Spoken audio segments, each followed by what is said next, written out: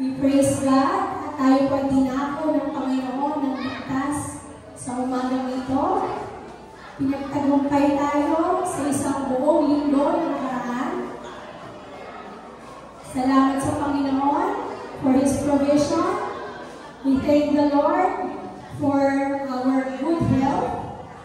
We thank the Lord sa mga estudyante pumasa sa exams. Ayan. Purihin ang Panginoon sa lahat ng bagay na ginagawa niya, sa lahat ng ginawa niya, at sa lahat ng gagawin niya pa para sa bawat isa sa atin. Amen? Palakpakan muna natin ating Panginoon. Hallelujah! We praise God this morning, and of course, mga kapatid, sa pagsisimula natin sa umaga ito, we would like to remind everyone na ibigay natin at i-offer natin yung oras na ito para sa ating Panginoon. Amen? Magre-request tayo sa bawat isa sa oras na ito, nakalimutan muna lahat ng alalahanin. Amen?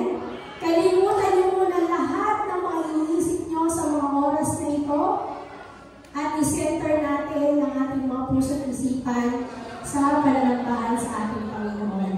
Para po pag nag-praise and worship tayo, ay maibigay natin yung 100% natin para sa ating Panginoon. Amen? Simulan po natin ating gawain sa panalangin. Hingin po natin si Elder Galo sa umagang ito. Dakilang Diyos mong banal, pinupuri ka namin at pinasasalamatan sa araw na ito na muli mong ipinagkaloob sa bawat isa. Narito kami, Panginoon, upang muli ay mag-alay ng papuri, pagsamba at pagluwalhati sa iyong makapangyarihang pangalan. Hinihiling po namin, Panginoon, na gawin mong karapat-dapat ang bawat isa sa paglapit namin sa iyo sa araw na ito. Patawad mo lahat ng aming mga pagkukulang, lahat ng aming mga kasalanan ng Diyos na nagawa, sinalita at inisip. Patawad mo po ito sa bawat isa sa amin. At hayaan mo, Panginoon, na maibigay namin sa iyo ang pinakamataas na papuri at pasasalamat. Matuon ang aming mga pag-iisip, ang aming mga puso sa ilang Panginoon. Sa lahat ng kabutihan na patuloy mong pinagkakaloob sa bawat isa, sa lahat ng mga bagay na aming tinatanggap mula sa iyo, Panginoon. Pinupuri ka namin at pinasasalamatan. At hinihiling po namin, O Diyos, muli, ang iyong banal na Espiritu ang siyang makuna sa amin. Kumilos sa bawat isang gagamitin mo. Sa mga manunuto, mga awit lalo higit sa lalaking itatayo mo, Panginoon, upang magdala ng iyong banal na salita. Umaasa kami, Panginoon, na pangungunahan mo kami sa pasimula hanggang sa katapusan. At sa aming mga kapatid na ngayon ay wala pa sa lugar na ito, ingatan mo sila, O Diyos, patungo rito. At hayaan mo makasama namin sila sa isang malayang mananambakan. Sa iyo ang lahat ng papuri, sa iyo ang lahat ng pasasalamat at kalwalhatian naman. Sa pangalan ng aming Panginoong Jesucristo. Amen.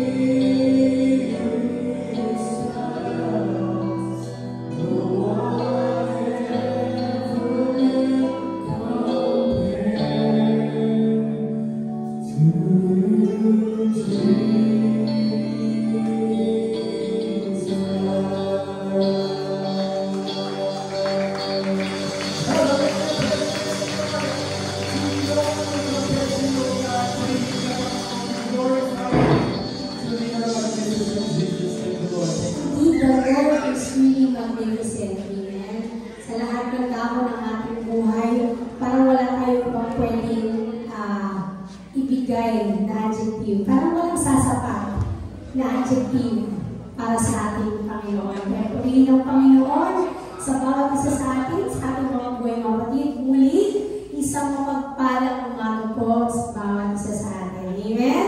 Tayo po ba ay nagtagumpay sa buong linggo? Amen. Kasi nandito tayo ngayon mga kapatid. At sa araw-araw, patuloy ang ating Panginoon na nagbibigay ng tagumpay sa bawat isa sa atin. And I'd like to share mga kapatid na minsan sa ating buhay, pinag-iisipan natin lagi, di ba? While we have our discipleships at ang ating main goal for this year is go.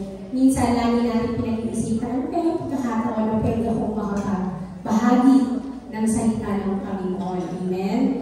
Minsan kahit na nangyayari ito sa bago man o sa matagal na sa Panginoon, na parang laging nag-aalinlangan ka o kaya parang lagi kang kinakabahan kapag mag-share na ng Word of God. Amen. Pero mga kapatid, gusto lang natin magbigay ng encouragement sa bawat isa na bawat pagkakataon po natin, bawat interaction natin sa mga tao, sa paligid po natin, ay laging isang pagkakataon para po maibahagi natin ang salita ng ating Panginoon. Hindi po natin laging kailangan magbigay ng maraming mga verses. Amen? Mag-isip lang tayo kahit yung favorite verse na lang mga kapatid o kaya isang verse na magpapatunay ng kabutihan ng Panginoon sa buhay ng bawat isa sa atin is more than enough para po makapagbahagi tayo ng salita ng ating Panginoon. So with that mga kapatid, we continue to pray for one another and we continue to pray na bawat isa po sa atin ay patuloy na gamitin ng ating Panginoon para po sa kanyang ebanghelyo at marami po pong tao ang tumanggap ng kanyang banal na kaligtasan. Amen? Purihin ang Panginoon, tayo po magalangin sa ating ginawang pagbigay. Purihin ka Panginoon sa umaga nito. Muli, kami po ay nagpapasalamat sa lahat ng aming mga tinatangkili, sa lahat ng mga biyaya na pinagkakalob mo at for always providing sa lahat po ng aming mga needs. Lord, tinataas po namin sa inyo ang lahat po ng mga handog at ikaw po na nandito sa harapan ninyo na ibinigay ng aming mga kapatiran. Salamat po Panginoon for putting in our hearts the trust na ang lahat po ng ito ay ibabalik po sa kaming siksik, tiglig at umaapaw. Tulungan niyo kami Panginoon upang lahat ng nalikod na to ay magamit po namin para sa ikalalago po ng iyong pain. Salamat Panginoon sa iyong lahat ng papuri at salamat sa umagang ito. Jesus' name we pray. Amen. And muli, ating pong isilent ang ating mga cellphone at ating pong buksan ang ating mga puso at isipan para po sa mensahe ng ating Panginoon na dadalhin po sa ating ni Brother Gabby. At buksan po natin ang ating pong mga Bible sa 2 Corinthians chapter 3 verse 18. Sabi po dito, but we all with open face beholding as in a glass the glory of the Lord are changed into the same image from glory to glory, even as by the Spirit of the Lord. Ang pag-uusapan po natin ngayon mga kapatid is about ultimate transformation. So manalangin po tayong lahat mga kapatid. Let's all pray. Father God in heaven, in the name of Jesus, sa oras po ito, nagpapasalamat po kami sa inyo pong kabutihan, sa bawat isa po sa amin, sa katagumpayan na nandito po ang bawat isa sa amin. Salamat po Panginoon sa kalayaan na makapangaral at makapakinig ng inyo pong mga banal na salita. Sa oras po ito, amin pong inilalapit sa inyo ang aming pong nalalabing gawain, Lord. Especially right now sa pakikinig at pagbabahagi ng inyong pong mga banal na salita. Dalangin po namin, Lord, na magbigay po kayo sa amin ng kaunawaan, karunungan, at understanding, Lord, sa amin pong mga mapag-uusapan ngayong umaga pong ito. At dalangin po namin na kayo po ang siyang mangusap sa bawat isa po sa amin. Itago niyo po ang inyong pong lingkod sa inyong pong likuran at kayo po ang humarap sa oras pong ito, sa pulpito pong ito, at hindi po karumihan ang inyong lingkod ang makita bagkus ang inyong pong kaluwalhatian sa oras pong ito. Panginoon, nananalangin kami higit sa lahat ng kasiyahan ng ng enjoyment sa amin pong gagawin sa oras pong ito. Panginoon, sa inyo po namin ibinabalik ang mataas na papulit pa sa salamat. In Jesus' name we pray. Amen. Amen. Sige po, makakabalik na po tayo sa ating mga upuan. To be honest, nung ako po ay papunta po rito, mga kapatid, hindi po talaga maganda ang aking pong pakiramdam. Hindi naman dahil sa may lagnat ako o dahil sa meron akong sakit.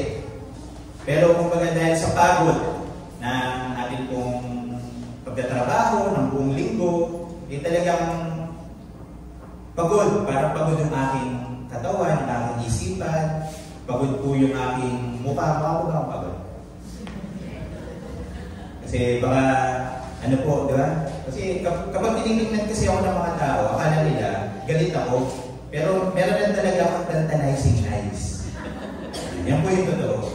Pero alam niyo po mga kapatid, pagdating ko po dito, nagsimula po yung ating pagsamba, ang ating pong pagpupuri sa Panginoon. Meron talaga akong isang bagay na natutunan. Alam niyo po ba kung ano yan? Tanungin niyo po kung ano yan. Na ang pagpupuri sa Panginoon ang pinaka mabisang paraan upang kumaling ang anumang nararamdaman natin sa ating mga puso. Bakit kailangan purihin ng Panginoon? Bakit kailangan sambahin ng Panginoon? Di ba? Bakit kailangan purihin ng Panginoon? Kasi ang Panginoon ba ay insecure? Ang Panginoon ba ay papansin? Pupurihin mo siya. Sasabihan mo ang Panginoon na dakila. Sasabihan mo ang Panginoon na mabuti. Sasabihan mo ang Panginoon na makapangyarihan. Bakit pa kailangan purihin ng Panginoon? Kasi, to be honest mga kapatid, nung ako ay nagsisimula pa lang talaga, baguhan pa lang sa Panginoon, question ko rin yan. Lalo na nung lumaki naman ako sa church, dinadala ko ng mga magulang ko. Pero, siyempre, habang tumatanda tayo, mga kapatid, nagkakaedad, talagang napapatunayan natin na ang pagpupuri talaga ay hindi para sa Panginoon. Alam niyo po ba yun? Ang pagpupuri po talaga ay para sa atin din. Bakit? Kasi the moment na pinuri mo ang Panginoon, the moment na sinabi mo, Panginoon, napakabuti mo, isa lang ibig sabihin nun, na kahit pangit yung nangyari sa iyo sa buong lingkong ito, pero nagpunta ka rito at sinabi mo, Lord, napakabuti mo, isa lang ang ibig sabihin nun. Pinapaalala mo sa sarili mo na walang ibang masamang gagawin sa iyo ang Panginoon kundi puro kabutihan lang. Amen? Kapag sinabi mo sa oras na ito na Panginoon, ikaw ang makapangyarihan sa lahat, hindi yun para sa Panginoon, kundi para yun sa sarili mo. Kasi pinapaalala mo sa iyong sarili na kahit na may mga bagay at sitwasyon sa buhay mo na parang tila imposible, parang hindi mo kayang gawin, pero dahil sinasabi mo, Panginoon, makapangyarihan ka, all things are possible. Amen? Kapag sinabi mo na Panginoon, ikaw ay dakila, ibig sabihin, kahit na pangit yung sitwasyon mo sa buhay mo ngayon, pero pinupuri mo ang Panginoon na dakila siya, ibig sabihin, may magandang mangyayari sa buhay mo at masusolusyonan kung ano man yung problema na dinadanas mo at kung ano man yung kabigatan o kung ano man yung dala na meron ka sa oras na ito. Pwede mo ba namin purihin ang Panginoon at sambahin? Kaya isang bagay talaga mga kapatid, yung inaano ko yung binilook forward ko talaga, yung makapagpuri at makapagsamba sa Panginoon. Amen? Kaya kapag ano man yung nararamdaman natin, ano man yung dala-dala mo sa oras na ito, sila ang solusyon. Sumamba ka, magpuri ka sa Panginoon. Hindi yan para sa Kanya, kasi yakilala siya eh. Di ba? Pero pag sinamba mo siya, maaalala mo na mabuti ang Panginoon sa akin. Wala siyang gagawing masama. makapangyarihan siya para sa akin. Amen po ba? Amen. Amen. Kaya huwag tayo magpuri mga kapatid na lantunay. Di ba? What? Di ba?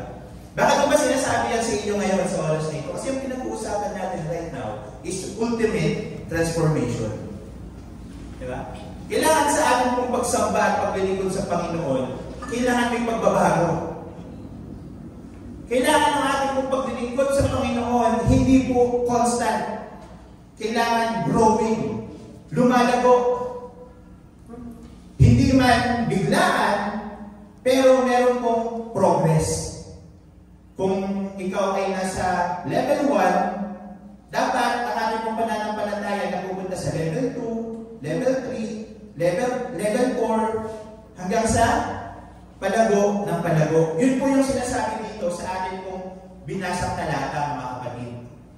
Na ang ating pong reflection bilang mga Kristiyano, bilang mga mananampalataya, ay patungo dun sa reflection ng ating pong Panginoong Hesukristo. From glory to glory. So, ibig sabihin mga kapatid, kung ang pag-uusapan natin pagbabago, transformation, kasi mga kapatid, kapag sinabing transformation, alam mo ang pumapasok sa isipan natin. Di ba? Ang pumapasok sa isipan natin, external, panlabas sa kaanyuan. Tama po ba? Kapag sinabing transformation, mga kapatid, usually, we talk about external or panlabas na kaanyuan. So, ibig sabihin, dyan papasok yung bago mong damit, bago mong hairstyle, di ba? Wow! Transform. New look. Amen?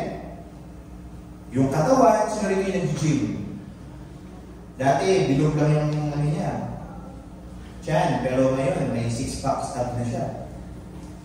Amen?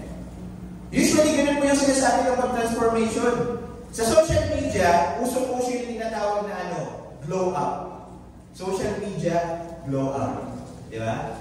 Na meron pa nga template from year 2012, magpo-post ka ng itsura mo up to present ngayon, 2025, tapos makikita nyo yung transformation mo. Di ba? Yun yun. Kasi pag sinabing ultimate transformation, ang naiisip agad natin ay panglabas na itsura. Amen po ba mga kapatid? Parang nakikita ko sa inyo ngayon, mga kapatid. Kasi, para sa akin, usual na makita si Ate Jean na nakadress. Wow, transform. Gulat ako kanina. Ang ganda ni Ate Jean. Buntis ba doon? Ay, hindi. Pero ang ganda, di ba? Transform, di ba? Meron ako nakita kanina. Kala ko bagong kupit. Yun pala, nakaano lang yung di ba? Ganda, transform.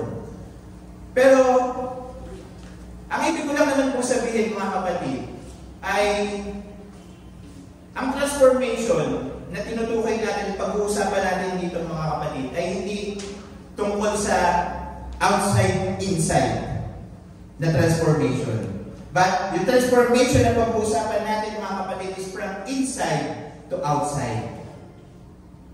From inside out. Kasi ang transformation na tinuturo ng mundo is from outside to inside. Yan po yung tinuturo ng mundo. Pero yung tinuturo ng Panginoon, mga kapatid, when it comes to transformation, is from inside out. Amen?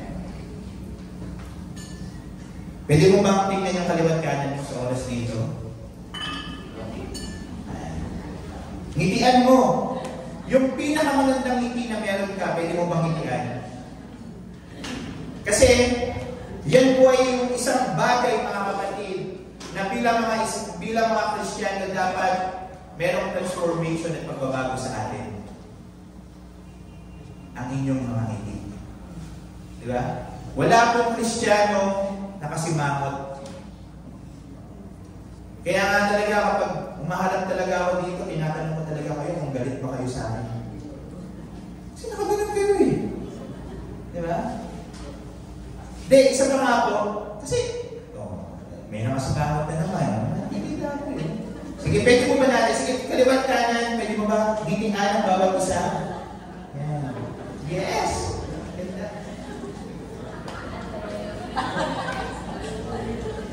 Kasi ang pag-gini talaga mga kapatid.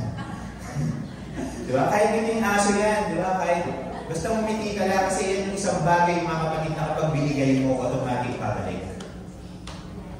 Diba?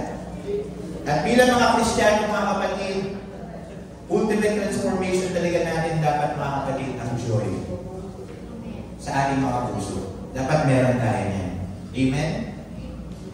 So ngayon mga kapatid, mag-proceed tayo, mag-move on tayo mga kapatid sa susunod na topic. Sa susunod na topic na pag-uusapan natin. Okay? Kasi nag-intro lang naman ako mga kapatid. Introduction pa naman. So ano po yung next na pag-uusapan natin? Okay, ulitin ko lang po mga kapatid, ang pag-uusapan natin is ultimate transformation. Salamat po sa participation. Pero ang tanong is this, bakit ba natin kailangan ng transformation? Ano ba yung dahilan bakit kailangan natin mag-transform? Okay? Ano ba yung need? Bakit ba merong need for transformation? Kung babasahin natin mga kapatid yung Romans 12:2, pamilyar na talata sa bawat isa po sa atin. Sabi po dito sa Romans 12:2, and be not conformed to this world, but be ye transformed by the renewing of your mind, that ye may prove what is that good and acceptable and perfect will of God. Bakit kailangan mga kapatid ng transformation? Kung ikaw ay isang Kristiyano, bakit nangangailangan ang bawat isa sa atin ng pagbabago? Bakit kailangan ng pagbabago ang mga Kristiyano? Unang-una sa lahat mga kapatid, kailangan natin ng pagbabago mga kapatid upang tayo po ay ma-separate mula po sa katuruan ng mundong ito. Kaya kailangan po natin ng pagbabago mga kapatid sapagkat ang mundong ito mga kapatid ay may mga tinuturo na hindi naaayon sa salita ng Panginoon. Amen? At ang salita ng Panginoon mga kapatid, ito ay hindi lang basta binabasa. Ito po ay sinasabuhay. Ang salita ng Panginoon mga kapatid ay hindi lang basta dapat napapakinggan, kundi dapat ina-apply sa ating mga buhay. Sapagkat kung tayo po mga kapatid ay isang Kristiyano na mananatili na makikinig lamang at aaralin lang ang salita ng Panginoon pero hindi ito i-apply sa ating mga buhay, mananatili tayo mga kapatid na same old person. Na kung paano mo nakilala ang Panginoon, magiging ganun ka pa din kung paano mo siya nakilala. Kumbaga, kapag nakilala mo kasi ang Panginoon mga kapatid, you will never be the same again. Yun yung katotohanan. Pero nagsisimula kasi yan mga kapatid sa pagbabago ng ating mga isipan. Kung magnanais ka na magbago. Kasi may mga Kristiyano mga kapatid, may mga tumanggap sa Panginoon. Nung tumanggap sila, nanatili sila sa kanilang mga kalagayan. Nanatili sila sa kung ano yung sila. Nanatili sila dun sa kung ano yung opinion nila. Nanatili sila sa kung ano yung mga bagay na alam nila. Ni effort, hindi sila gumawa ng paraan para baguhin yung mga yun. Ano pong ibig kong sabihin mga kapatid? May mga Kristiyano mga kapatid na bagamat tumanggap na sa Panginoon, may mga Kristiyano na may ribulto pa rin sa bahay. May mga Kristiyano na naniniwala pa rin sa mga pamahiin. May mga Kristiyano pa rin, mga kapatid, na matatakotin sa multo. By the way, pwede niyo po bang hawakan yung katabi niyo? Sabihin mo, ikaw yung pinapatamaan nito.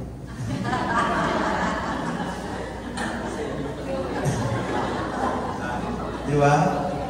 Hindi.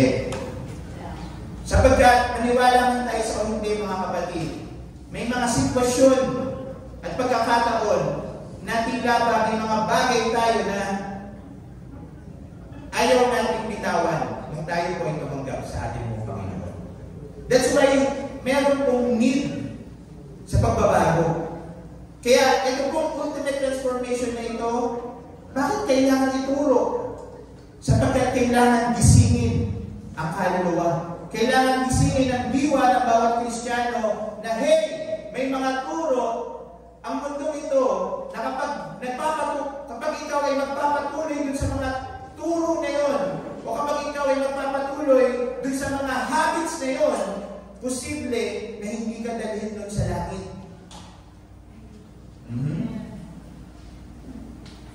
Are you listening? Kaya importante ang pagbabago, mga kapatid. Kaya sinasabi dito, mga kapatid, do not conform to the standard of this world. Do not conform to this world. But be ye transformed by the renewing of your mind. So napaka-importante, mga kapatid, na in order for us na magkaroon ng pagbabago sa ating mga sarili, sa ating mga buhay bilang mga Kristiyano, you need to decide. Mag-decide ka na magbago. Sapagkat hindi ka makakapaglingkod sa Panginoon kung sasabihin mo, magpapatuloy na sabihin mo, wala akong time. Hindi ka talaga makakapaglingkod sa Panginoon kung sasabihin mo na kung para sa iyo mas importante pa rin yung negosyo kaysa sa gawain. You need to decide. Because there is a need for transformation to each and every one of us. You need to decide para magbago. At kung walang surrendering na mangyayari, mga kapatid, there's no change. Amen? You will still the same old person, mga kapatid. You will not grow. Hindi tayo mapupunta din sa punto, mga kapatid, na merong destinasyon talaga ang Panginoon para sa iyo. Pero hindi mo yun mararating. Kasi until now, hindi ka pa rin umaalis dun sa level kung saan ka nakatungtong. Ang gusto ng Panginoon sa iyo, up, level up, level up, level up. Pero ikaw, upgrade. Next time. Excuses. Pero ang sinasabi ng Panginoon sa iyo right now, decide. Amen? Minsan, nahihirapan mag-decide, nahihirapan mag-level up, hindi lang dahil sa hirap siya mag-decide. Kundi, nahihirapan siya magkaroon ng acceptance. Ano bang ibig kong sabihin? Minsan, hindi tayo makapag-decide na maglingkod sa Panginoon simply because walang acceptance na nangyayari sa part natin. Ano bang ibig sabihin nun? Ano bang ibig kong sabihin? Nahihirapan ka mag-decide na mag-level up, na maglingkod sa Panginoon, o na magbago, na mag-transform, simply because hindi mo ina-accept yung fact, yung katotohanan na kailangan mo na maglingkod sa Panginoon. Kasi meron kang excuses. Kasi meron kang mga reservation.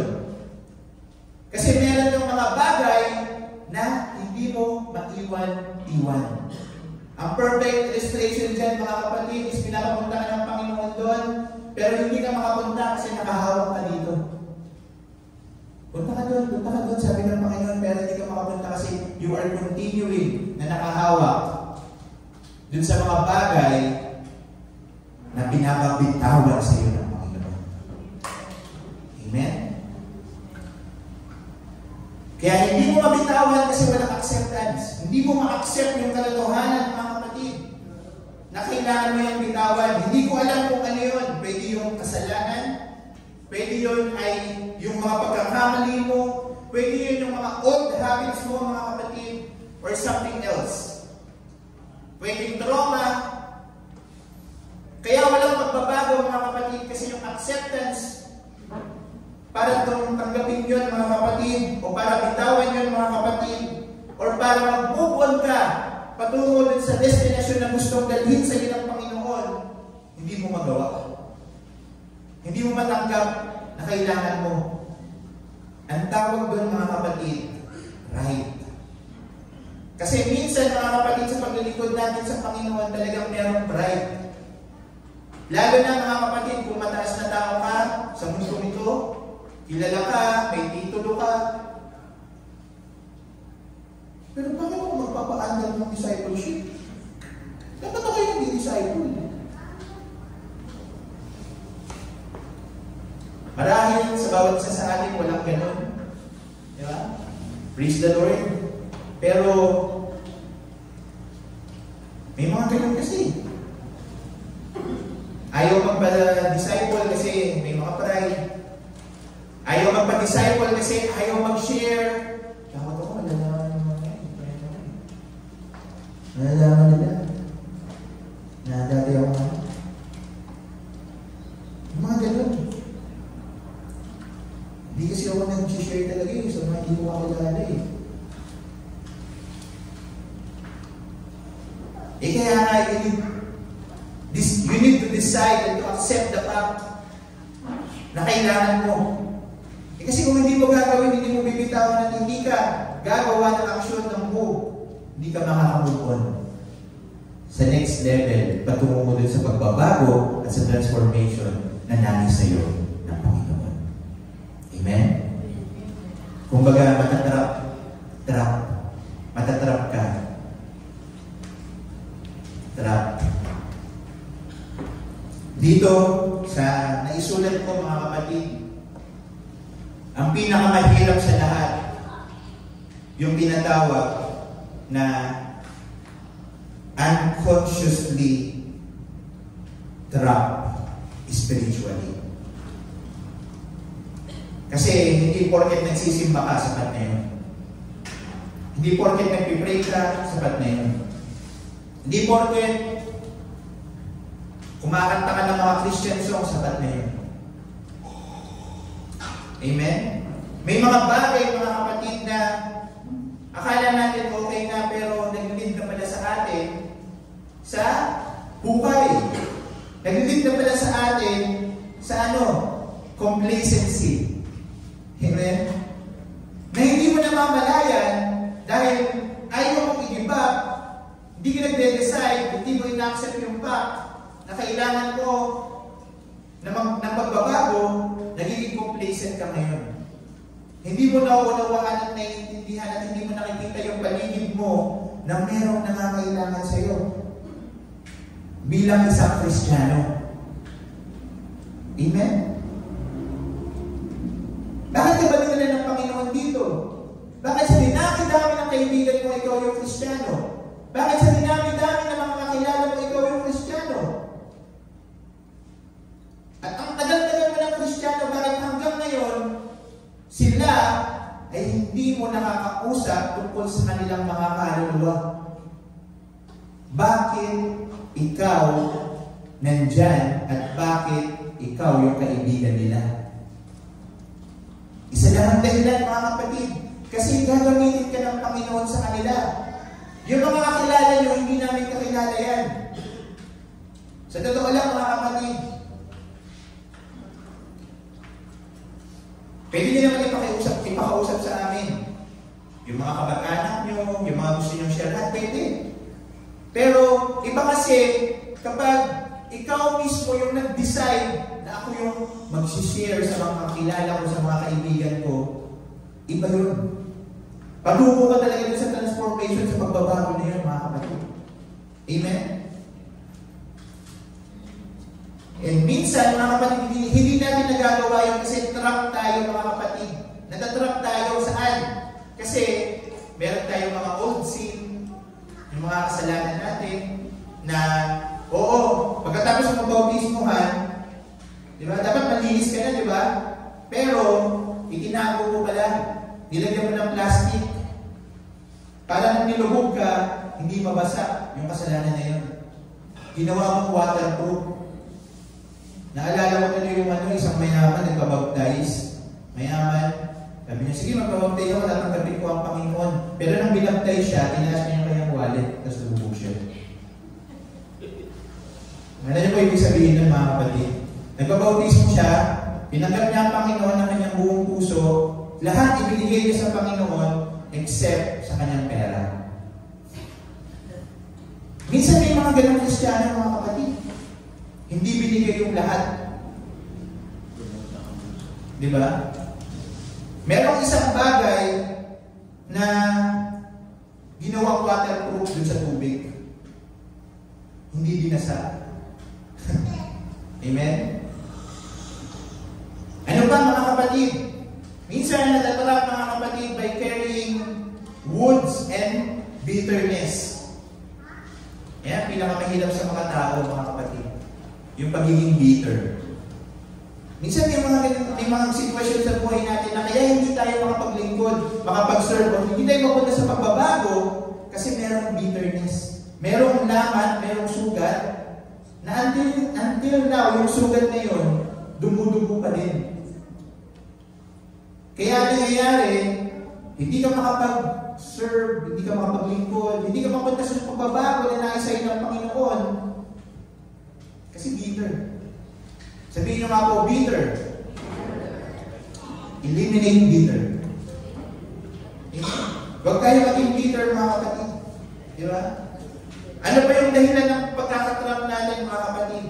Isa sa mga dahilan ng pagkakatrap natin is yung living religiously but not transformed.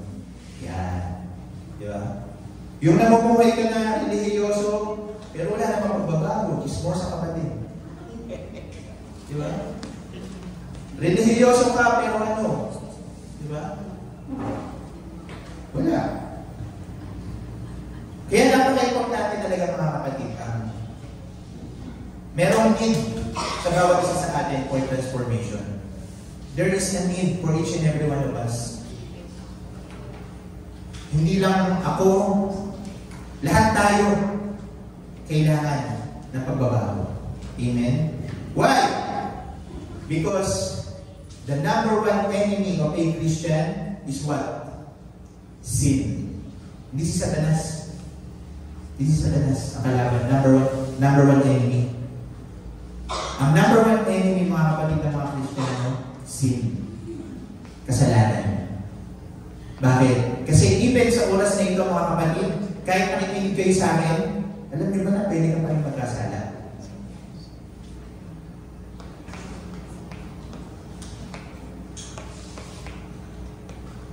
Mag-isip ka lang nga sa akin, mga kapatid, na hindi maganda eh. Alam mo si Brother Lee, nakakatakot. Kasi chismis siya sa kapatid, nakakatakot si Brother Lee. Diba? Naging chismosa na kayong dalawa. Tapos yung nagpasimula, siya yung promotor, laki ng kasalanan niya. Diba? Kaya wala tayong ligtas sa kasalanan. Pero, nalalabanan ng kasalanan ng pagbabago, ng transformation. Amen?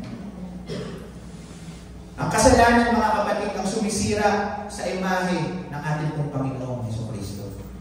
It distorted the image of God in us, mga kapatid.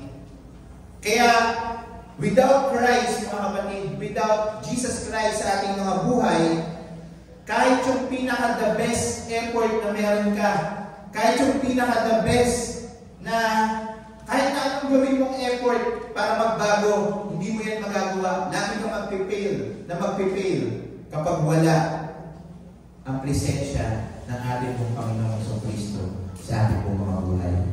Without His presence in our lives, mga kapatid, mananatili tayo na magpipail. Kahit na anong gawin natin effort, hindi mo kaya na magbago. Kaya ang ganda naman natin eh. ng mga lineup natin kanina. Di ba? Through you, I can do anything. I can do all things. Cause it's you gives me strength. Nothing is impossible. Through you, blind eyes are open. Strongholds are broken. I am living by faith. Yeah. Nothing is impossible sa Panginoon. Amen? So, ibig sabihin, our need for transformation is our need for our Lord Jesus Christ. Amen? Palakpakan po natin ang Panginoon. Hallelujah. Parang yung transformation ni Saul. Kailan niyo po si Saul?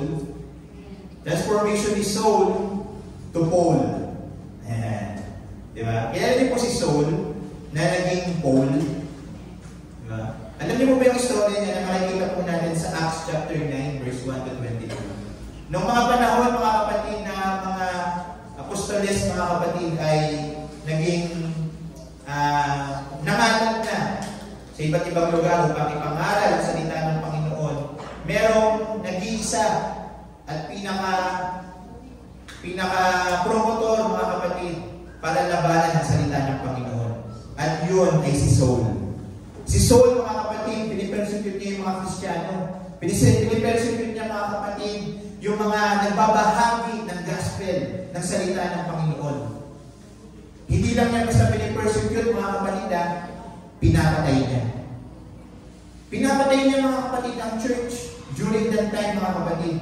Pero alam niyo po ba, mga kapatid, based dito sa binasa natin sa Acts sa 9, 1 to 22, okay, basahin niyo na lang sa inyo pong mga bahay, mga kapatid.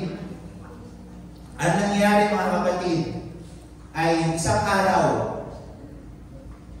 habang siya ay merong inahabol ng mga Kristiyano, nagpakita sa kanya ang Panginoon sa isang liwanag. Sa Damascus. Tapos, nung nakita niya yung liwanag na yun, siya ay nabulag, hindi nakakita. Tapos, sa pamamagitan nun, siya ay napigilan. Siya ay nasubasok sa lupa. And to make the long story short, mga kapatid, siya, mga kapatid, ay nagkaroon, mga kapatid, ng pagbabago ng puso. Ang nangyari sa kanya, mga kapatid, nung na-meet niya ang ating Panginoong Jesucristo, nagkaroon ng pagbabago, change of heart, mga kapatid. Kaya si Saul, nung na-encounter niya si Jesus Christ, na-encounter niya ang Panginoon, ano yung nangyari? From persecutor, he became the greatest preacher in the history of Christianity. Amen? Inspiring. Diba? And that's the truth. Fact yun, mga kapatid. Katotohanan yun, mga kapatid. Na ang pagbabago, mga kapatid, ng isang tao, hindi sa pamamagitan ng ating effort. Hindi sa pamamagitan ng ating kakayanan. And even si Saul, bago siya maging Paul, he is very religious person, mga kapatid. Kaya nga niya pinipersecute yung mga Kristiyano.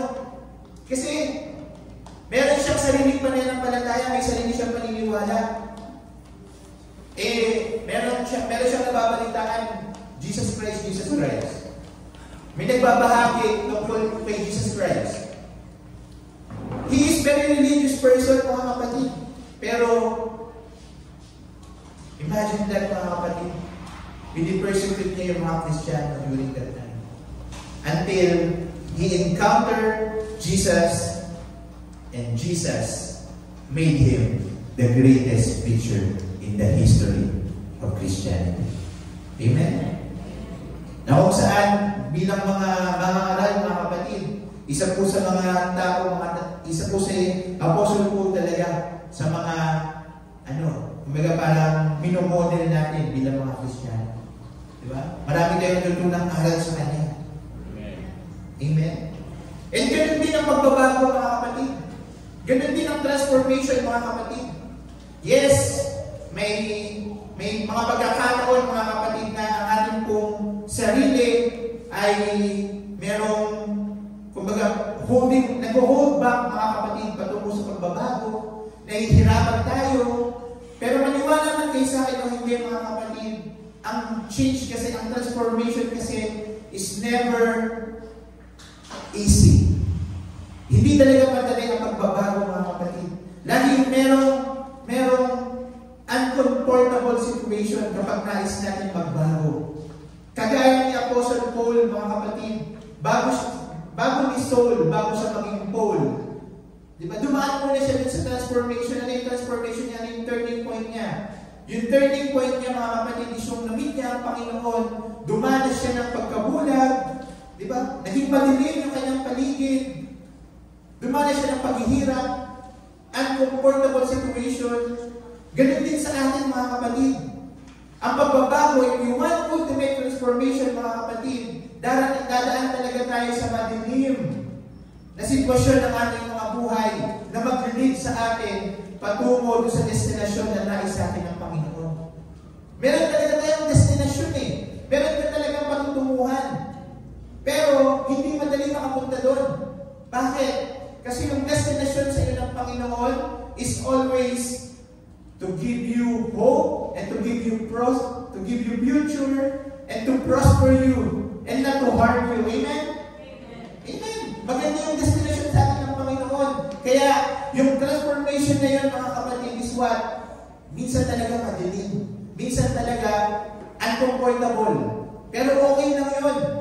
Ang importante, alam mo kung saan ka patungo, alam mo kung saan ka papunta. Papunta ka sa destination na nais ng Panginoon. Diba? Isa sa mga illustration natin dito, mga kapatid, parang caterpillar. Alam niyo yung caterpillar? Yung uod? Ano yung destination ng uod? Butterfly. Diba? Isang magandang butterfly. Pero bago siya naging butterfly, ano muna ang nangyayari sa uod? Diba? Napupunta muna siya sa napupunta muna siya sa cocoon. Diba? Yung transformation niya is yung cocoon. Anong meron sa cocoon, mga kapatid? Hindi ko alam kung anong meron sa cocoon, mga kapatid, kasi wala pa naman ako naging kaibigan na butterfly. Okay, wala pa naging kwento sa akin kaibigan butterfly. Okay, kung anong meron sa loob ng cocoon. Pero sabi ko ng mga scientists, mga kapatid, ang transformation ng uod patungo sa pagiging beautiful butterfly, mga kapatid, is dark, uncomfortable, and painful. Painful. Amen? Kaya ikaw, mga kapatid, kapag nakakaranas ka, mga kapatid, ng pain, nakakaranas ka ng madilim na bahagi ng iyong buhay, nasa uncomfortable situation ka right now, may good news ako sa iyo, mga kapatid. God is transforming you. Woo! God is transforming you. Huwag ka matatakot, mga kapatid, na nasa pain ka. Okay lang yun. Basta magpatuloy ka. Yung iba kasi nasaktan lang, ayaw na. Nagpunta pa sa ibang simbahan. Huwag kang maalis. Dito ka lang. Kasi dito yung kukun. Diba? Dito ka minungod ng Panginoon eh.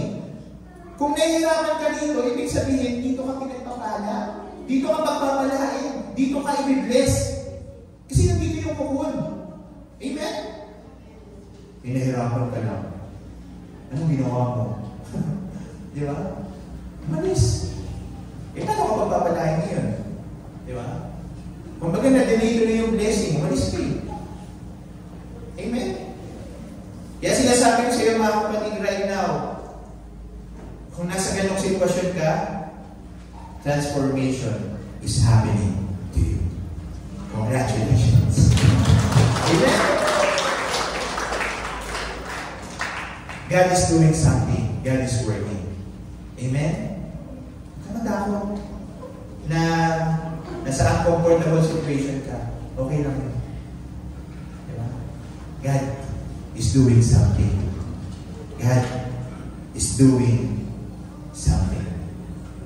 Kantahin mo lang yung ano, God will make a way when there seems to be no way. Your words and ways we cannot see. He will make a way for me. Amen? Sige. Natawag ko yung ano. Ang sarap, di ba? Pag inaalala natin yung mga bagay na yun, mapapapraise the Lord ka talaga. Makukurin mo talaga ang Panginoon. Amen? Mga kapatid, nasa pangalawa pa lang ako, lima to. Natuloy ko po ba? Okay. Next, ano po ba yung source ng transformation? Ang source ng transformation, mga kapatid, is this. 2 Corinthians 5:17. Sabi po rito, therefore, if any man is in Christ, he is a new creature. All things are passed away. Behold, all things are becoming new. Walang ibang source ng transformation kundi ang ating Panginoong Jesucristo lang, mga kapatid. We don't change ourselves. We cannot change ourselves. Isang point, pwede. Babago mo yung sarili mo, but not totally. Kasi you need to decide eh. Di ba? Kaya nga dun sa ating discipleship, may commitment form eh. Di ba? Kasi mas effective yung mga tao na nagko-commit, mas consistent yung mga tao na nagko-commit. Yung nag-decide na mag-commit sa discipleship, sila talaga yung mga mga hindi yung ma-absent. Parang mali ako ah. Ma-absent pala. Di ba na? Di ba? Yung mga tao nag-decide para mag-commit, sila talaga yung gagawa ng paraan para, kasi nag-commit eh. Di ba? Merong isang salita, merong integrity. Amen? Pero, hindi sa lahat ng pagkakataon successful yun. Kailangan talaga natin, mga kapatid, ang presensya ng Panginoon. Kasi, may mga laban tayo, may mga battles tayo, mga kapatid, na hindi natin kaya ng sarili natin. Kailangan natin ang presence ng Panginoon para malabanan yung mga laban na yun. Amen. May mga battles sa buhay natin, mga kapatid, na hindi malalabanan, mga kapatid, ng matalino ka lang. May mga battle sa buhay natin, mga kapatid, na hindi kayang labanan ng mga technology na meron tayo. Only God can fight those battles, mga kapatid. Lalo na kung ang pag-uusapan natin, health. May mga battle, mga kapatid, na kung tayo lang ang mag-iisip, tayo lang, mga kapatid, ang resources lang natin, yung pagaganahin natin, talagang makakatibok ka. Amen? Pero may mga testimony tayo sa simbahan ito, mga kapatid, na sa pamamagitan ng sama-sama pananalangin, amen? Piruin nyo, nalalabanan.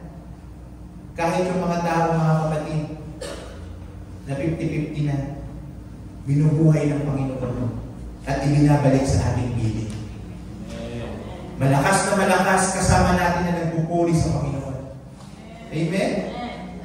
Bakit? Because there are battles, mga kapatid, na hindi kayang labanan kung wala ang presensya ng Panginoon.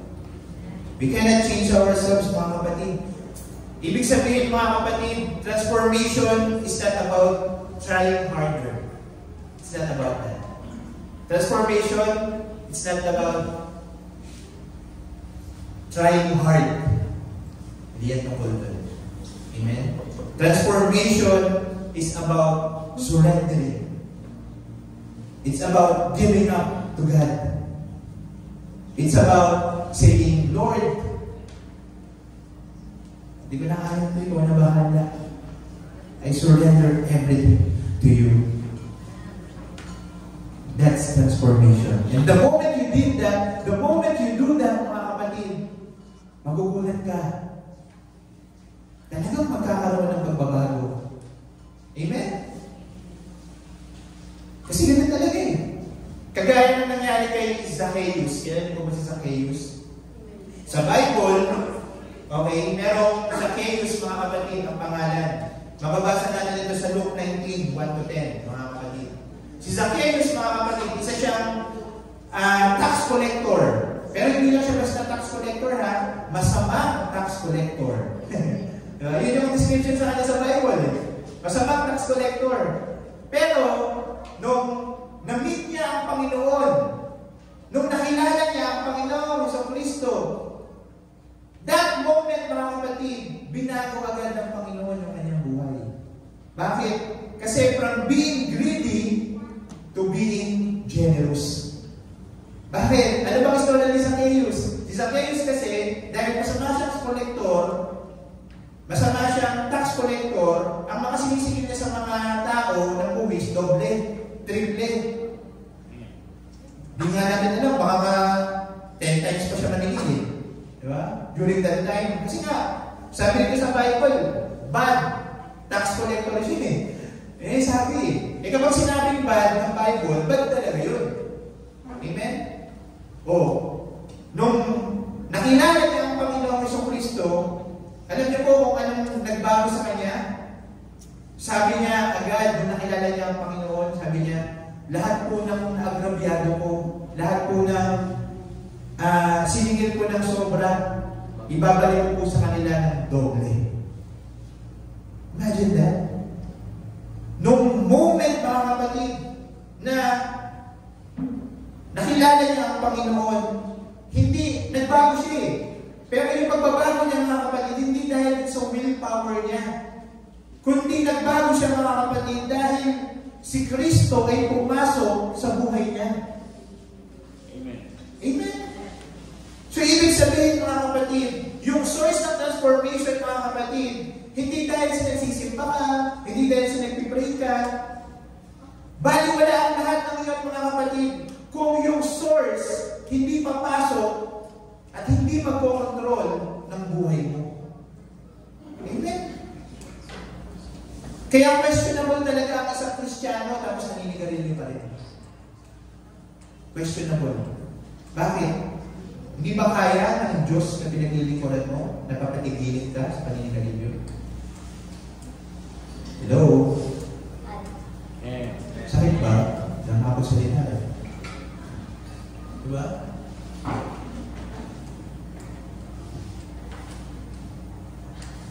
Yung Holy Spirit, mga kapatid, siya yung mag-i-empower us.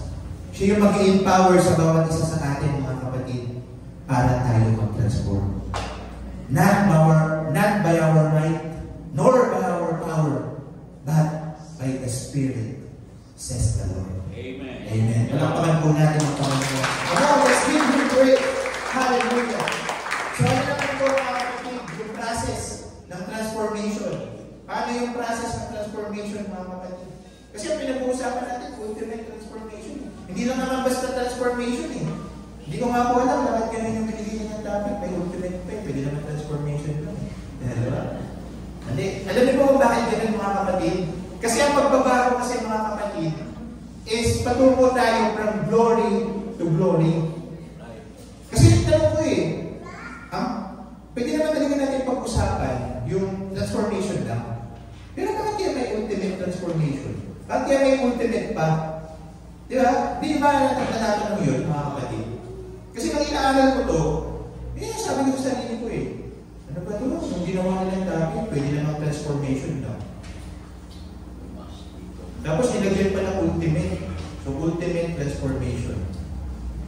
Parang sobra-sobrang pagbabago talaga, ultimate talaga. Sukdulang pagbabago. Grabe, no? Grabe. Pero, nung nabasa ko itong verse na ito, mga kapatid, doon ko nalaman kung bakit merong ultimate transformation. Okay. Sabi po rito sa Philippians 1:16, Philippians 1:6, sabi rito, mga kapatid, being confident of this very thing, that He which hath begun a good work in you will perform it until the day of Jesus Christ. Amen? Ibig sabihin, mga kapatid, kung ano man yung mga bagay na simulan natin, okay? Kung ano man yung mga bagay na sinimulan ng Diyos sa iyo,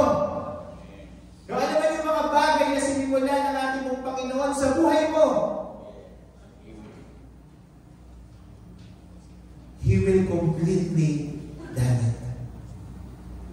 Kaya ngayon nagsisimula ka sa buhay mo bilang isang Kristiyano, patuloy ka. Magpatuloy ka. Tuloy-tuloy ka. Tuloy-tuloy. Bakit? Kasi tatapusin niya ng Panginoon hanggang sa muli natin siyang makita. Amen. Thank you, Lord. Amen? Kasi yun yung ultimate na transformation natin, mga kapatid. Yung muli nating makapiling ang ating Panginoong Jesucristo. And supposedly, mga kapatid, bilang mga Kristiyano right now, dapat yun yung ina-excite nila natin eh. Dapat yung tayo na-excite doon sa muling pagbabalik ng ating Panginoon. Amen? Naalala ko po, nung bata pa lang ako, mga kapatid. Ito, tulad na yung story, mga kapatid, ha? Kasi nung bata pa lang ako, naman talaga ako sa church eh.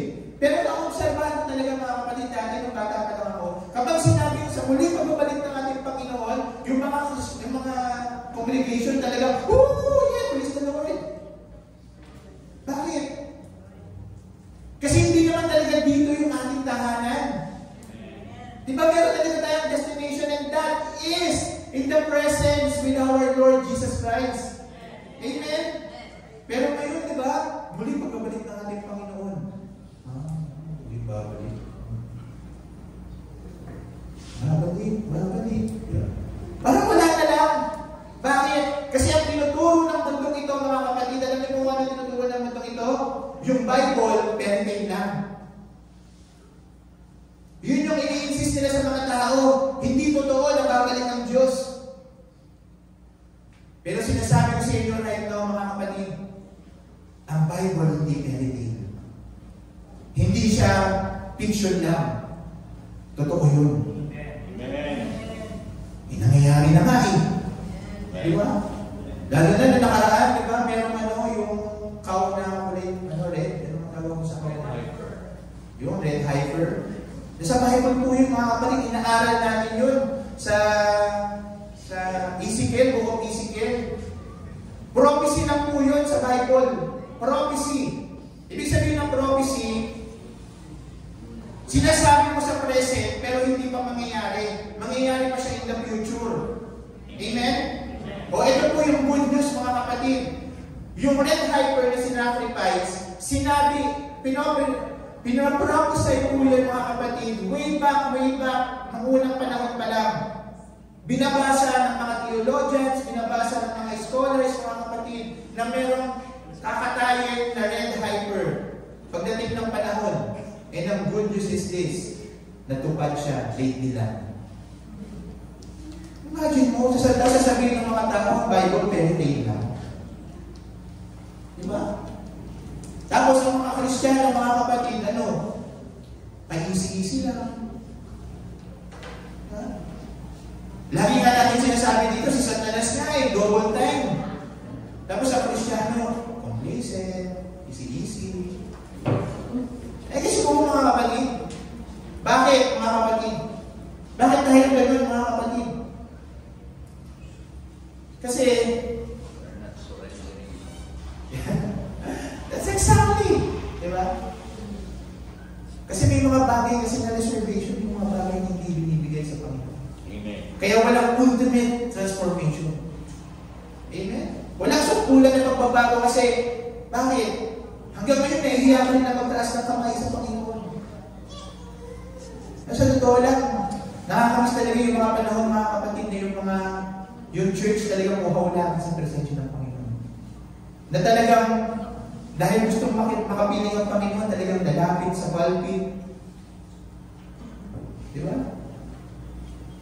Dahil gustong isurrender yung kanyang buhay at puso sa Panginoon, hindi sa patanang na iusan, nakataas ng kamay, lulod talaga siya. Hello? Diba? Bakit hindi nangyayari yun? Hindi kasi napapractice. Amen? Or nagiging complacent ba? Or nagiging mababaw na lang po ba pagsamba natin sa Panginoon? Amen? We need change. We need to transform. Kailangan natin bumalik dun sa panahon, mga kapatid, na uhaw at gutom tayo yung basag tayo sa paghanap sa Panginoon. Amen? Gutom na ngayon, 12 na eh. Diba? Pero yung gutom sa presensya ng Panginoon, iba yun. Iba talaga yun, mga kapatid. Meron dalawang uri ng transformation, mga kapatid, instant and progressive. Instant and progressive. Yung instant, mga kapatid, nangyayari yan, mga kapatid, the moment na tinanggap mo ang Panginoon, merong instant change. Sa totoo lang, mga kapatid, may instant na magbabago. Binago ng Panginoon yung ating pong mga sarili. Binago ng Panginoon yung ating sitwasyon sa langit, yung status natin. Diba? Bakit? Kasi, from unforgiven, nung tinanggap mo ang Panginoon, nung nabautismuhan ka, nung pag-awat mo sa tubig, diba? You have been forgiven. Amen. Amen? You have been justified, mga kapatid. And nagkaroon ka ng bagong espiritu. Yun yung instant change. Instant change, mga kapatid. Kaya, sa pamamagitan ng instant change na yun, mga kapatid, tutulungan ka ng mga kapatid na na, kumbaga, kapag ikaw ay nagmumura, maasiwa ka na ngayon na magmura. May mga ganun, mga kapatid. O kapag nakarinig ka ng mura, bakit ko sa'yo pagmura? Mga ganun. Kapag naninigarilyo ka, bakit yung lasa ng paninigarilyo mo? Diba? Kung lasinggero ka, ayaw mo na malasing. Sa presence ka na ng Lord, malalasing. Ganyan na yung gugustuhin mo. Amen? Kung chismosa ka,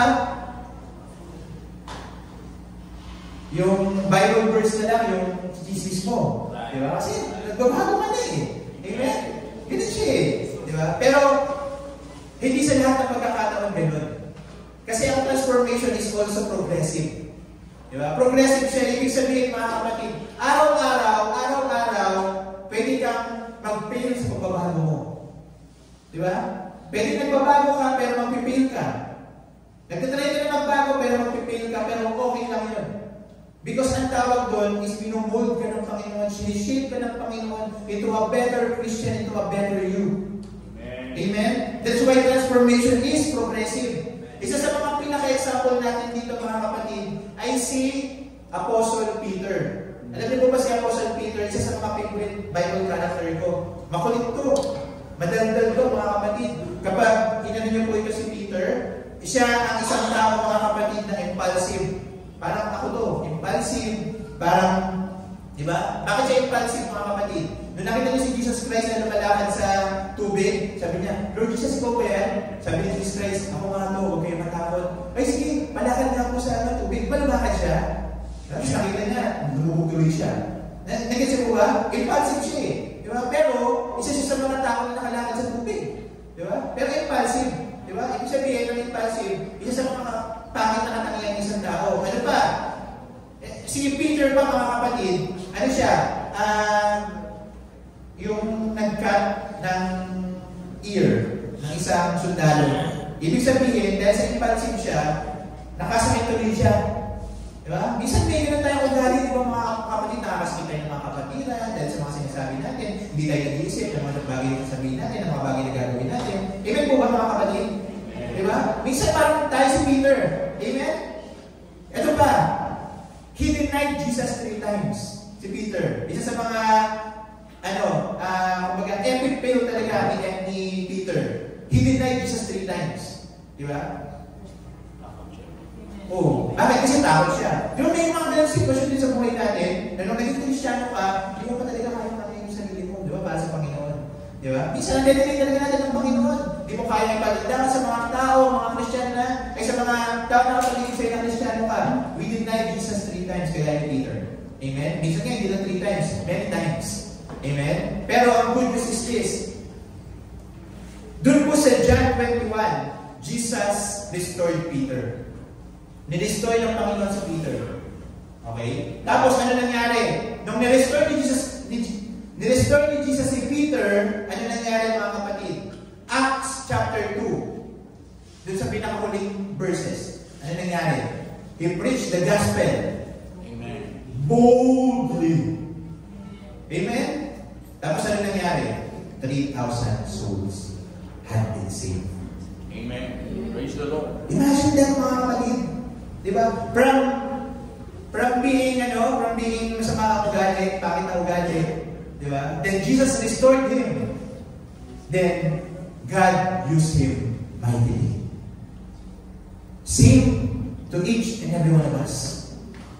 Yes, may mga pangit tayong ugali, may mga kinaiinisan tayong ugali na bawat isa, may mga ugali tayo mga kapatid na minsan nade-neglect natin ng Panginoon, na pangit yung ugali talaga natin, pangit. But don't worry, today, God can restore you. God can restore us. Yung anumang mga pangit na ugali na yun, God can restore it. So that God can use you mightily for His glory. Amen. Amen. Amen. Amen. Praise the Lord. Hallelujah. Diba? Hindi tayo mga kapatid, hindi tayo tipong mga Kristiyano, mga kapatid na magpipray sa Panginoon, tapos sabihin natin, Lord, pahingi po ng patience na ay, hindi na natin siya joke. Diba, minsan may mga taong gano'n eh. Humihingi ng patience, tapos Lord, pahingi pong patience, pero nakatuloy na. Diba? May mga Kristiyano, mga kapatid na gusto nila patakbuhin ng Panginoon yung buhay nila. Nag-pray, Lord, kontrolin niyo po yung buhay ko. I surrender everything to you. But on my own terms, Lord. Joke ulit yun eh. Yung mga joke kasi talaga pang matalino talaga yun. May mga Kristiyano talaga na ganun. Sometimes they pray about, Lord, i-renew niyo po yung mind ko. Pero on my own terms, Lord. Kasi may sarili po akong opinion sa Kanya, Lord. Mga ganun. Diba? May mga hinanda ko pa naman itong mga joke na ito, tapos di kayo natawa. Sometimes mga kapatid, may mga transformation na hinihingi tayo kay Lord. Diba? Pero parang gusto natin, parang instant noodles. Yung 3 minutes lang, prepared na. Mga ganun. Wala. Dinuwa ko talaga yung mga joke. Pero ang ibig ko lang sabihin mga kapatid is progressive ang transformation. Kaya huwag kayo mag-worry mga kapatid, okay lang. Okay? Kapag minsan nag-fail, basta tuloy lang. Sabihin mo ngayon kaliwat kanan mo, tapikin mo. Okay? Gusto ko yung tapik na malakas, yung talagang mababali yung ano niya. Tapos sabihin mo, kapatid, tuloy lang. Last na po ito, last na. Okay? Ano po ang mark ng transformation? What is the mark of transformation? Okay? Mababasa po natin ito sa Galatians 4:19. Galatians 4:19 na sabi nito, my little children, of whom I travail in birth again until Christ be born in you. Okay? So, basahin naman natin yung last part na yun. Sabi nito, until Christ be born in you. Sabay-sabay. Until Christ be born in you. So, ano yung mark ng transformation? Ang part ng transformation natin sa bawat isa sa atin, mga kapatid, is Christ-likeness. Christ-likeness. Yan yung part na tayo, mga kapatid, ay unti-unti nang nagbabago, mga kapatid. Ang part, mga kapatid, na tayo ay continue na nag-grow sa ating pananampalataya ay kapag meron na tayong refleksyon ni Jesus Christ sa ating mga buhay. Kapag nakikita na si Jesus Christ sa buhay mo, kapag nakikita na ng mga tao, ng kapamilya mo, di ba, ng mga kakilala mo, iba ka na ngayon magsalita. Iba ka na mag-isip ngayon na. Grabe, iba na yung mga galawan mo Hindi ka na sumasama sa akin Saan ka ba nagpupunta? Para sasama rin ako sa iyo. Uy, di ba? Yung mga gano'n. Di ba? Kasi, yan yung mark, mga kapatid, ng transformation. Christ-likeness. And to be honest, mga kapatid, ito po personal testimony. Right now, mga kapatid, ako po ay nagtatrabaho sa Alaminos, Laguna. And ako po, mga kapatid, ay station doon. Every week lang ako umuwi. And alam niyo po, mga kapatid, nagulat din ako, mga kapatid. Salamat sa Panginoon, glory to God. Sapagkat ang inyong pong lingkod doon, mga kapatid, ay isa po doon sa mga tao na agad-agad pinagkakatiwalaan ng mga kasamahan ko doon. Alam niyo po kung bakit, mga kapatid? Kasi ito yung nangyari, mga kapatid. Yung first day ko pa lang, dun sa office namin, o dun sa dorm namin, mga kapatid, ako agad, mga kapatid, yung nag-offer nung kumain kami, iwanan niyo na yan dyan, ako na magbugas ng bigyan. Diba? Ito ba mga kapatid? Kapag gigising ako, pagbabakan ako mga kapatid, lilipit ko agad na maayos yung aking higaan. As in, maayos na para walang natulog dun. Opo. Kasi ito ba mga kapatid? On time, ako lagi na magbukas ng ilaw at magpatay ng ilaw.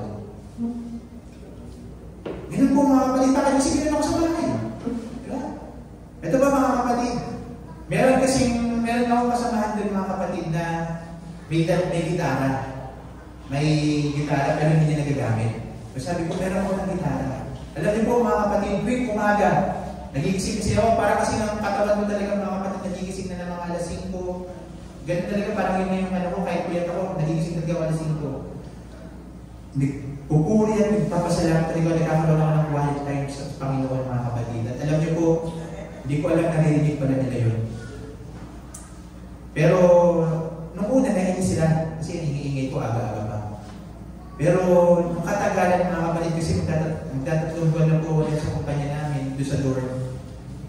Kapag wala ako mga kapatid, kapag nandito ako dito, umuwi ako. Sabi niya, narinig ko yung ano mo bro, yung pag-worship mo. Sabi niya, narinig ko, pag wala ka dito, kasi walang maingay sa umaga. Tapos wala nagpapatay at nagsisindi ng mga ilaw. Wala naghuhugas ng pinggan. Opo mga kapatid. Tapos meron pa kami doon na kumpara ko. Kasi meron doon na chef mga kapatid. Chef yun pero ang dumi-dumi nung kwarto. Nakakadiri, pero chef siya, chef. Diba? Kasama sa hospital, dun sa kumpanya. Kasi nasa hospitality kasi kami. Hospitality, resort hospitality. Dapat malinis, di ba kasi chef? Pero, ano yan? Kung ikukumpara, napakalinis nung sa'yo. Parang mas masarap kumain dito sa pwesto mo kaysa dito sa pwesto niya. Parang gano'n mga kapatid. Ano ba kung meron sa'yo bro? At alam niyo po mga kapatid, totoo lang, nung last 2 weeks ago, I guess, okay, nakapagbahagi po ako sa kanila ng salita ng Panginoon. Opo. Naibahagi ko sa kanila ang salita ng Panginoon mga kapatid na tinanggap nila ng buong buo. Bakit? Hindi ka na nahihirapan mga kapatid na magbahagi ng salita ng Panginoon kapag ang refleksyon ni Jesus Christ ay nasa pagkatao na. Amen? Hindi mo na kailangan ipilit yun. Sila na yung pusa na makikinig sa iyo. Amen po ba mga kapatid?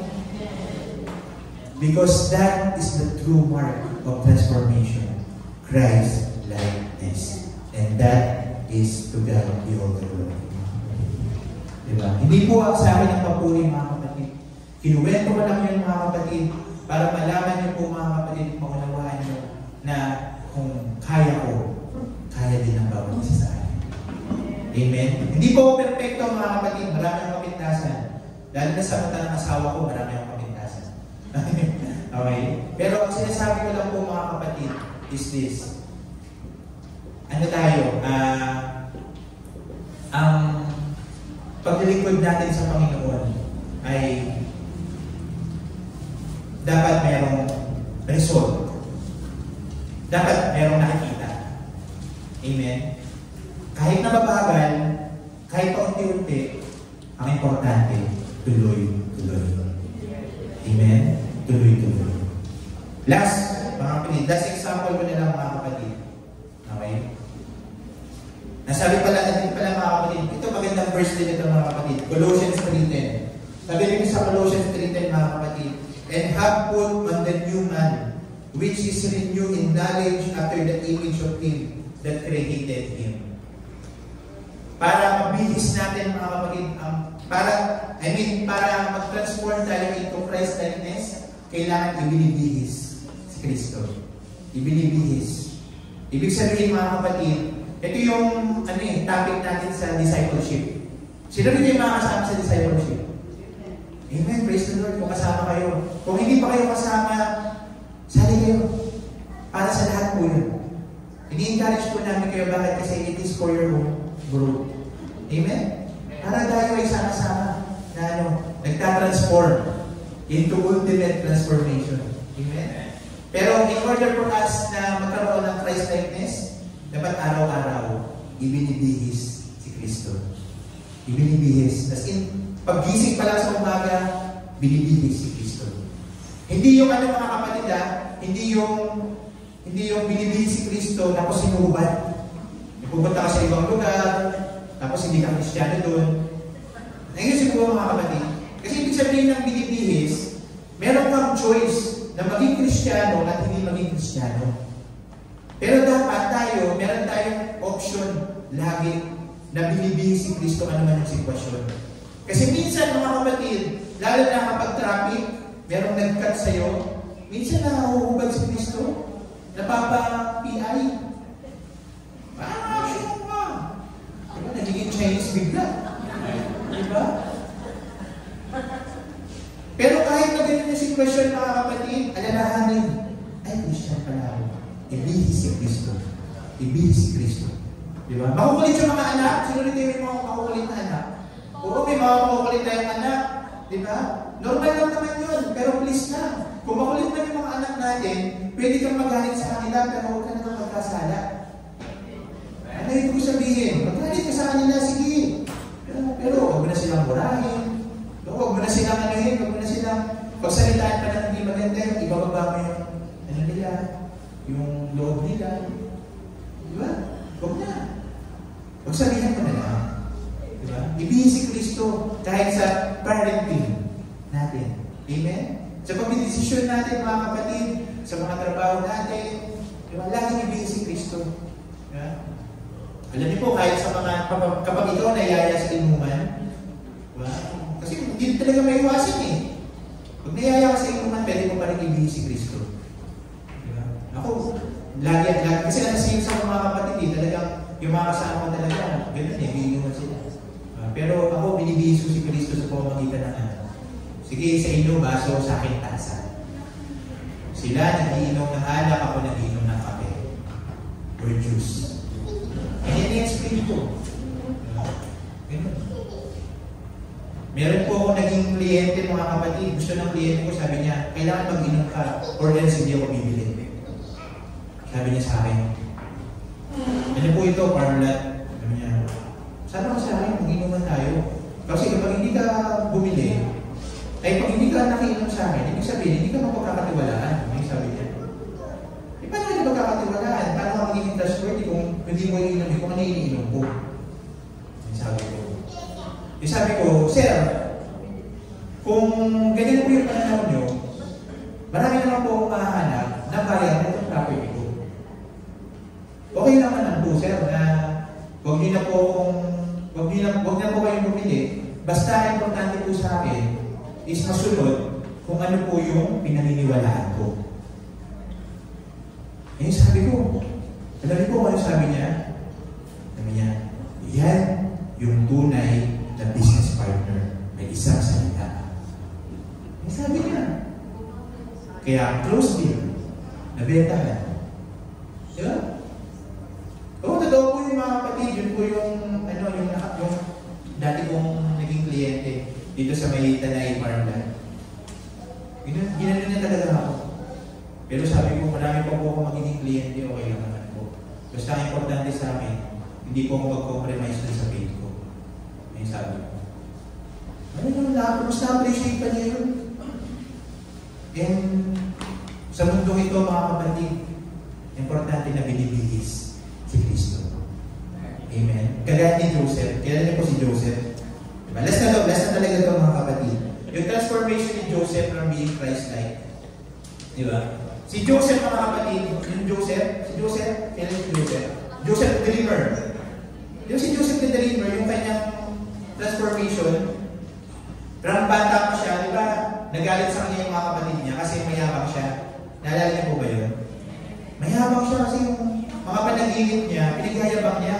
Naluluhod daw sa kanya, yung mga ganun. Diba? Nalagyan si Kuya yung mga kapatid. Naalala niyo po yung story ni Joseph the Dreamer? Diba? Kaya yung mga kapatid niya, nainis sa kanya. Kaya ano ginawa ng mga kapatid niya? Ibinenta siya. Ano nangyari naging sa sitwasyon ni Joseph? Ano nangyari sa sitwasyon ni Joseph, mga kapatid? Naging slave siya. Naalala niyo po ba yung kwento na yun? Tapos, hindi lang siya naging slave. Ano ba siya? Inakusahan siya ng false accusation. Hindi naman siya ng rape, pero sinabi ng asawa ni Potiphar na ni-rape daw siya. Kasi pogi siya si Joseph Yun yung sabi ng Bible si Joseph ay magandang lalaki. At kapag sinabi ng Bible na magandang lalaki talaga yun. Kasi hindi nagsisinungaling yung Bible Amen? Kaya pag sinabi pogi, maniniwala talaga ako na si Joseph ay talagang pinagnasahan ng asawa ni Potiphar. Pero, di ba? Dinisregard ni Joseph di ba? Umayaw si Joseph, ayaw niya, kaya ginawa ng asawa ni Potiphar, false accusation, nirip ako kahit hindi. Kaya rin nangyari kay Joseph, nakulong. Nagkisuwa natin mga kapatid. To make the long story short, meron siya mga nakausap, ganito, hanggang sa siya yung pinadala para i-interpret yung panaginip ng Pharaoh. Naalala niyo po ba yung mga kapatid? And then, ano yung next nangyari? In-explain niya yung panaginip ni Pharaoh until, ano nangyari? Siya yung naging second in command sa Egypt. Siya yung naging pangalawa sa pinakamataas na tao sa Egypt. Amen? Siya yung lumutas ng problema, yung solusyon, mga kapatid. Pero ito yung maganda, mga kapatid. Kahit na ganun yung nangyari kay Joseph, mga kapatid, he's still humble, he's still forgiving, and he's still wise. Bakit? Kasi yung mga tao na naging dahilan para siya ay mahirapan, para siya ay ikulong, para siya ay maging alipin, nag-isip po ba mga kapatid? Sino-sino yun? Yung kanyang mga kapatid. Yung kanyang mga kapatid na naging dahilan para mapalayo siya sa tatay niya, sa pamilya niya. Imagine yung mga kapatid nagkita-kita sila doon sa Egypt. Pero, ang ginawa ni Joseph, mga kapatid, hindi inakusahan yung mga kapatid niya. Yes, nilulungan pa. Pero ito kasi mga kapatid, yung naalala ko mga kapatid yung natouch talaga ako sa sinabi ni Joseph na may ginawang masama sa iyo yung tao. Di ba supposedly dapat sasabihan mo, may sumayang ginawa mo sa akin. Maghihigalit ka. Gagawa ka ng paraan para mahirapan din sila dahil sa paghihirap na dinanas nila sa iyo. Amen? Pero ito yung sinabi ni Joseph na talagang natouch ako. Ito yung sinabi niya. Sabi ni Joseph, yes, you meant for evil. Yes, what you did for me is evil, but God meant it for good. Amen? The transformation of Christ likeness. Kaya sa gabi nito, sa hapon, sa tanghali nito mga kapatid, paano tayo lalapit at hihingi ng transformation sa Panginoon? Ang mga tao, mga kapatid, hindi nila kailangan to see the perfect you. Hindi nila kailangan makita, mga kapatid, yung perfect you. Yung perfectong ikaw. Alam niyo kung ano lang yung kailangan na makita nila? Yung reflection ni Jesus Christ sa inyo. So are you ready to reflect Jesus Christ in your heart right now? Amen? I-open natin yung ating mga sarili sa Panginoon sa gabi nito, sa hapon na ito, sa haling ito, mga kapatid. Di ba? Hayaan natin na ang Espiritu ng Panginoon ang siya dumuko sa bawat isa sa atin, patungo sa pagbabago. Sa gabi, sa umaga ito, mga kapatid, wala kang ibang kailangan gawin right now, kundi mag-surrender. Surrender. Surrender. Surrender.